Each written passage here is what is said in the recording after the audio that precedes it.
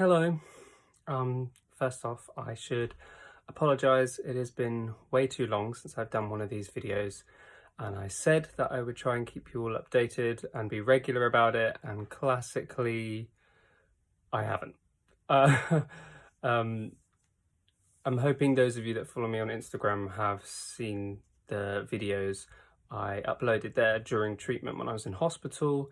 If not, I will try and figure a way to put a link here to my Instagram, and it's under my highlights showing treatment, and that was showing the full 5 weeks I was in hospital with the chemo and the transplant and the side effects and the good days and the bad days and the lots of meh and then the boring going crazy being stuck in a hospital days, which now is 6 weeks ago, which is crazy in my mind because of how long ago that feels, but also not at all.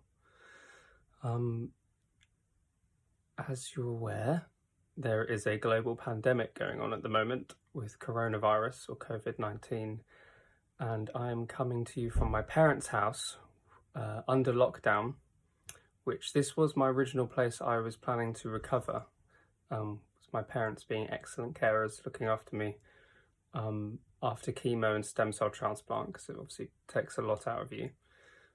As you can see, still rocking a pretty bald head, although there's some hairs you can see starting to come back, and I've got my eyebrows and my eyelashes are starting to come back.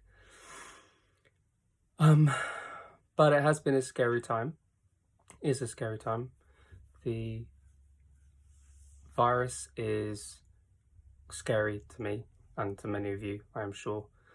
And I cannot thank and praise our NHS and medical staff and delivery people and carers and cleaners who are working so hard at the moment on so little pay in a frankly dangerous situation, while the rest of us are staying home. I'm hoping you're staying home to keep safe. I am under, along with my parents, under total lockdown or isolation, or as the government calls it, shielding, which kind of makes me sound like I'm in, Marvel Shield, but a lot, rubbish. But which means that I can't leave the house, except to go to hospital appointments, which have to be absolutely necessary, and thankfully mine have just been extended. I'm not allowed to see anyone else, which is really hard because I was already under quite a lot of isolation and quarantine during treatment and before treatment. So I haven't really seen family and friends now for 3 months and over 3 months. And that's hard. And I know it's going to get harder. And this is no substitute, because even a big old introvert like me is missing quality time and even groups of people being together. But we will all get there at some point. But right now we need to be safe. We need to stay at home. We need to wash our hands. We need to take care of ourselves as best as possible, which goes for me too, which is why I'm reminding myself by saying it. But I should say that I got some really good news this week from my hospital appointment. And for those of you who have watched these videos before and have followed my journey, thank you. You know that in the past I was very worried about how successful this transplant would be. And because of my genetic condition, the only treatment that was viable and available was a full bone marrow transplant, which involved harsh levels of chemo over a pretty short period of time, followed by a blood transfusion. That's like it's a stem cell transplant. That was the actual transplant, so no operation, it was a transfusion.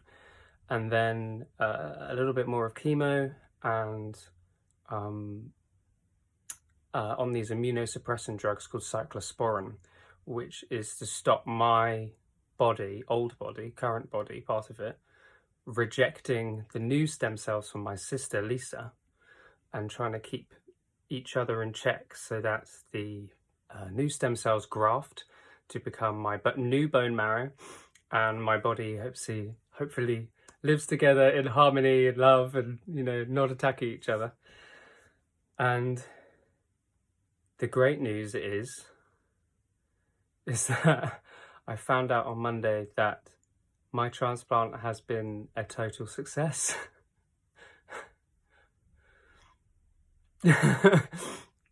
Which means, well, my sister saved my life. She's not gonna let me forget that, but no, it means that I have a new life. I have a new bone marrow.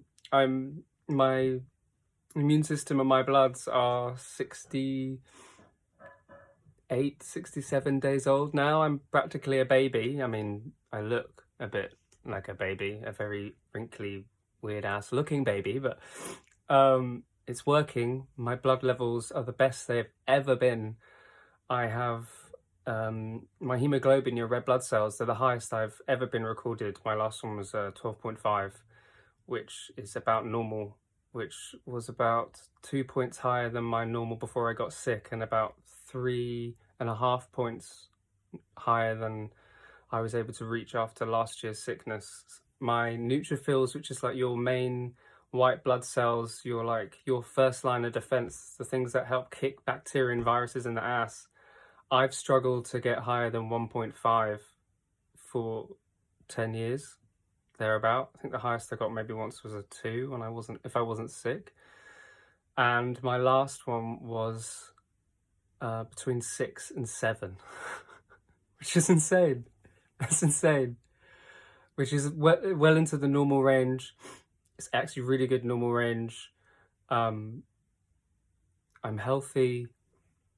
I've had some side effects, something called GVHD, graft versus host disease, which is just that clash I was talking about between the new stem cells and my kind of older tissue in my body and getting used to it. But it's been minor. I'm on steroids to help with it, my cream and things to help my skin calm down.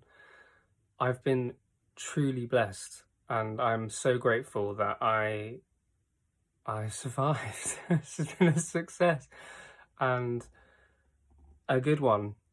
I beat my time in the hospital by a few days, in terms of how long they're expecting me to be in there for the minimum time, and I beat it because I was stubborn, and even with an infection that I caught, which thankfully the antibiotics sorted out, I was still jumping on an exercise bike, dreaming of being able to get out, which even being stuck at home now at the moment is still a prize for me because it's home. I'm with my parents. I'm out of hospital. I'm hoping to stay that way. And I'm really hoping many of you stay that way as well with what's going on at the moment.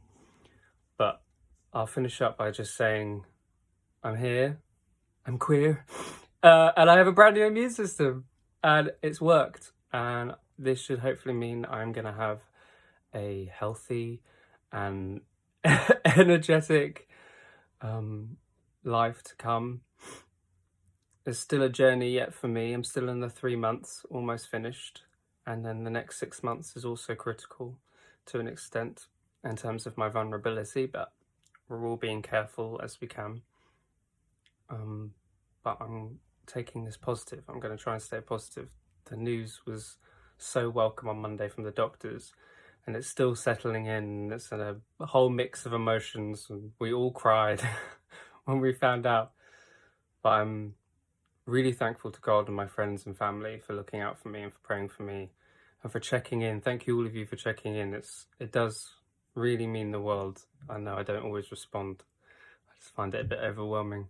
But I hopefully keep you more updated in the future and more often with things. I think really the last few things I've left is to get rid of this Hickman line, which hopefully will be in the next few weeks, and just follow up tests and treatment. Hopefully the hair will come back, and then hopefully the pink. But, first things first. But I love you all. I'm hoping you're keeping safe and keeping well. Wash your hands and give a shout out and love to anyone you know who works in the NHS. or all the fields that are on the front line for us right now. Thank you.